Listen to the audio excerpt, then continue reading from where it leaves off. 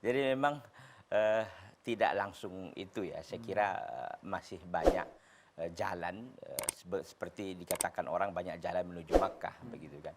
Artinya tidaklah langsung ke puncak atau ke pucuk permasalahan langsung diceraikan tidak.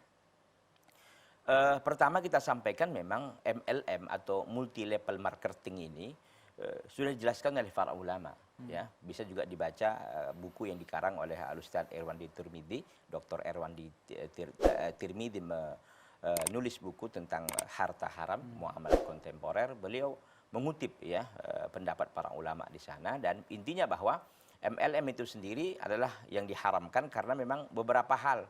Ada faktor ribanya, ada faktor gorornya, spekulasinya, ada faktor juga di sana memakan harta orang dengan batil dan juga ada apa namanya nih menyembunyikan cacat barang dan sebagainya. Intinya bahwa haram sudah diketahui tadi oleh penanya.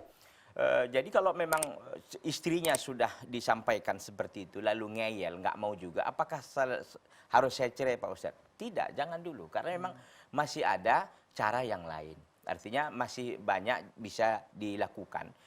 Contoh umpamanya yang bisa dilakukan, suami yang boleh mengingatkan. Coba yang mengingatkan itu pihak ketiga, bukan suaminya. Ini kadang-kadang kan istri kadang-kadang ngeyel karena yang menyampaikan itu suaminya, begitu kan, teman tidurnya, kan begitu lebih kira-kira kan, seorang suami. Coba orang lain, artinya boleh jadi ustadzkah itu, atau orang yang dianggap dihormati oleh si istri sehingga omongannya bisa didengar. Nah, itu salah satu contoh. Atau dibelikan buku yang terkait dengan masalah itu, tolong dibaca begitu. Dan jangan lupa suami mendoakan istrinya agar apa namanya ini agar bisa menerima hidayah ini, bisa menerima tentang perkara ini sehingga dia tidak terlarut-larut terus dalam masalah perkara-perkara yang diharamkan oleh Allah Subhanahu wa taala. Wallahu taala alam. Baik, jazakumullah.